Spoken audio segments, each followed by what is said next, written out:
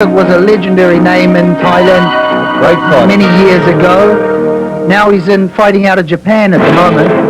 And there's Stephan. Now let's look at Stephan. He must be more than 6'2" tall, I'd say. Yeah, he's nearly close on 6'3". He's going to have a big height advantage over Dejpitak. And Dejpitak's one of those fighters, though, who's so stocky and so strong. I don't think the height's going to be a problem to him. Well, me, I'm a little bit biased when it comes to Dejpitak, because Dejpitak ISS, I'm one of his sponsors and he trains out of my gym, so I'm really biased on this one, Patrick. So Dejpitak, there he is, going through his paces, dancing the wire crew Muay, and wearing the Mong Kong crown. That Mong Kong crown, very much part of the official attire of any Muay Thai combatant when they go inside the ring. Yes, the Waiku plays a major part here. Both the French, it's good to see the French boxer there performing a very nice Waiku. And it's a major part in the heritage and history of Muay Thai. And those Mong Kong crowns, of course, are the property of the camp. They've been blessed by several Buddhist temples before they are worn by the fighter into the ring. Well, here we are, Patrick. We're in round one now. And as you can see, Dejpitak, much smaller, but very stocky and very strong now, moving in onto Stephan. Stephan goes in with an uppercut, forcing Dejpitak to take a back move, but not for very long, because here he comes in again, like a rock, fires in the roundhouse kick. Stephan putting up his gloves very high over his head, although wonder why, because the long reach for Dejpitak to hit Stephan on the head, although no doubt if he gets his opportunity, he will take it. There he goes again with that jab out is Stephan. If Dejpitak plays the game plan as we've discussed in the gym, he'll come out strong with the leg kicks. Well, let's see if he starts kicking low or will he go up high. And of course, Dejpitak is the Lumpini Stadium champion, and he is up against the challenger from France, Stephan. Yes, that was a great fight, that Lumpini title. Dejpitak was, they didn't have him in it to win. They thought that he wasn't going to go home with the belt, but he went in there strong and he took home the belt, and now he's a Lumpini champion. How many years has Dejpitak been fighting in the elite of Muay Thai for? Well, only in the last 3 years he's been in the top rank, but he's been, doing Muay Thai since he was 13 years old. So well trained to be a champion. Dejpitak, there he is, the much smaller of the two fighters, very stocky, very tough, and has all the weapons that a true champion should have. Dejpitak, stalking, there's the flying elbow again. Now that was like a hammer going onto someone's head. He didn't have to do too much. He stood there, just raised up his elbow, and then just slammed it down. Fortunately for Dejpitak, he missed. He didn't have the full power through. But that's something that Dejpitak's going to have to watch, because if Stephan uses his height advantage with those elbows, he could cause quite a few problems for the Thai champion. Yeah, Dejpitak, I think he's been cut. Looks like that elbow got through, did it? Yeah. The elbow may have got through. We'll have to check that after the round. But now Stephan obviously would be very happy to see a little bit of blood trickling from that wound. That means he could keep on going. Great right hand there. So now Dejpitak under a little bit of pressure now from Stephan from France. Stephan fires down the low roundhouse kick aimed at the thighs of Dejpitak. Dejpitak now sizing up Stephan, gets him close, fires downstairs himself. There's the T-push kick by Stephan. Well, Stephan's shown that he's got all the skills of a top-class Muay Thai fighter. He's mixing it with his punches and with his kicks and also those elbows. Yes, Stephan Nikema, he's one of the best in France, in French. There's Sammy Caption, the French promoter. He's also taking the TV here, the live TV to France. So while we're sitting here now, France is watching the exact same show that we're watching. Dejpitak, the Thai champion from Lumpini Stadium, under the challenge here from Stephan from France, into the second round now, and Stephan, I'd say after one round, must be feeling fairly happy with himself. Had a fairly good opening round. He actually got a slight cut over Dejpitak with that down thrust elbow. Dejpitak's working hard on those legs there. There he goes again. He's playing this right. He's playing it right, keeping away, working down on the legs. in a sense, he's cutting the tree. He's cutting down the tree. Well, he's certainly got a big target area with those legs. But you only have to sort of aim at the waist of the ball. Oh, there's another good. He's hitting the legs of Stephan. So now Stephan using the knee strike onto Dejpitak. Dejpitak stands there again, paints at the low leg kick, and that's been his strategy, like cutting down tall timber. Comes in onto Stephan. Stephan backs away.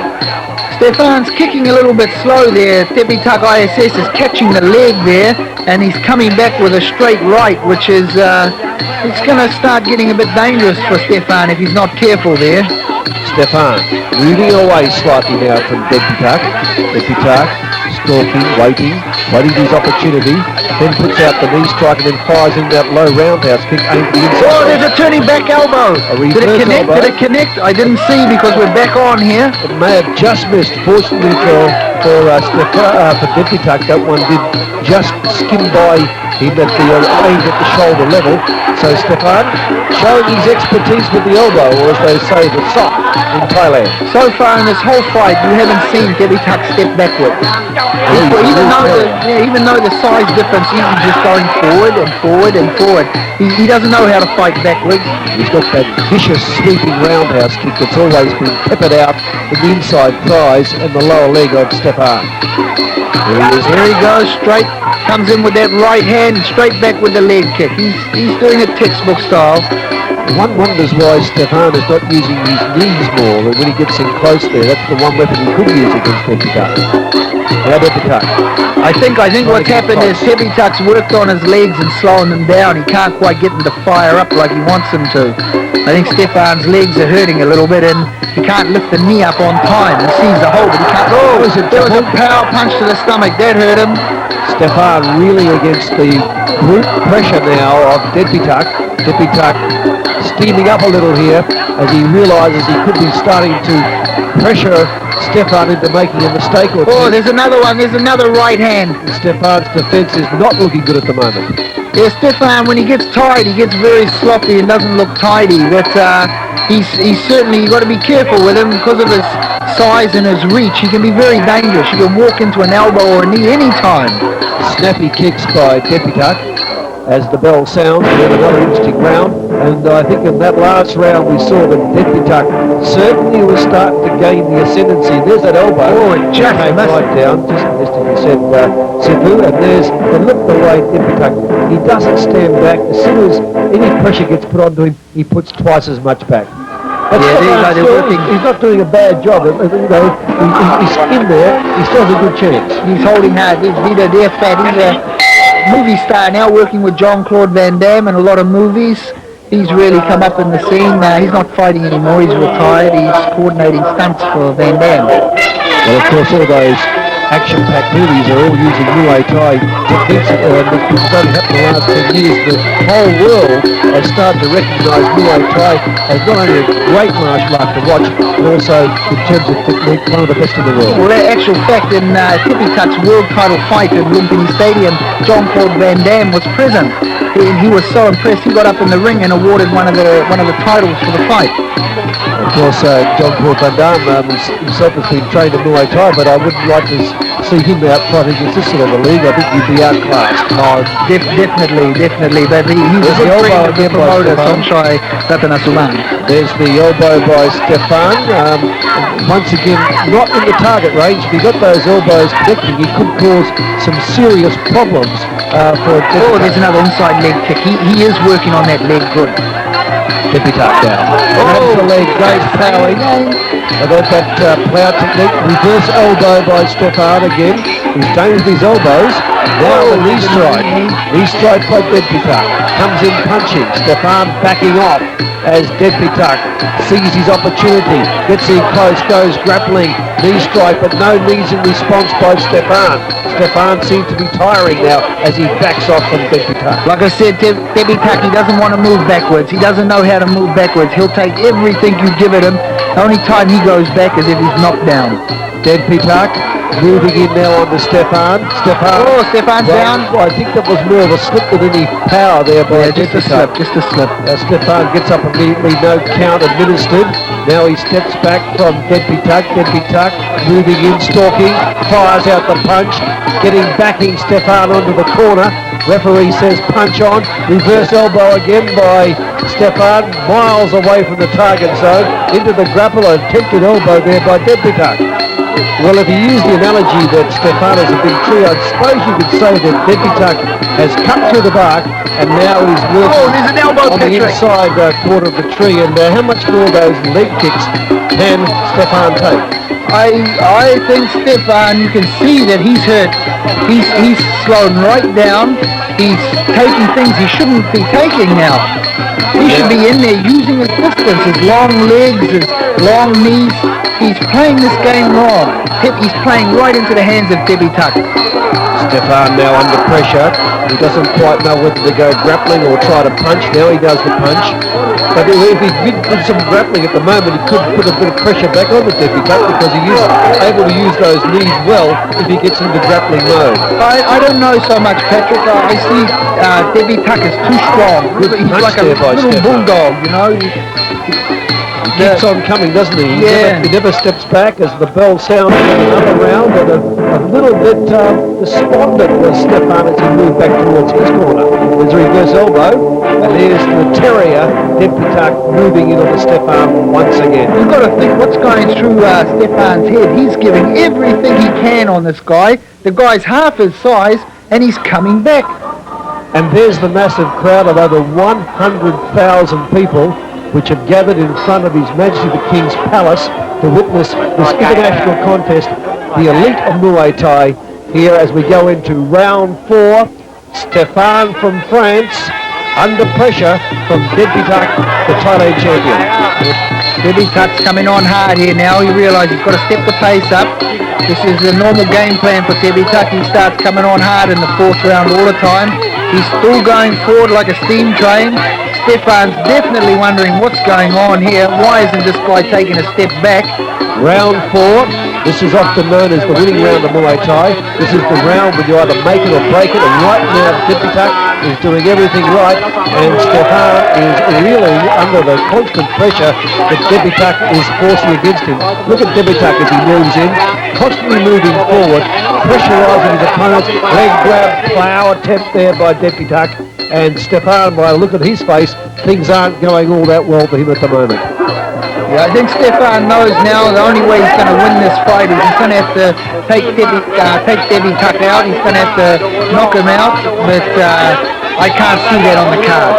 Certainly he's trailing on points, and Dejpitak, aggressive as he was from the first round, keeps on moving forward. Stephan backing off now as Dejpitak trying to get inside, gets his opportunity. Here he goes again. Good punch there by Dejpitak, keeping the pressure on the Stephan. Stephan moves backwards once more. In he goes hard with the punches. Stephan's just too slow there. He's bringing those kicks up and leaving them there for Dejpitak to hold, and Dejpitak locks on them and comes forward with a right hand.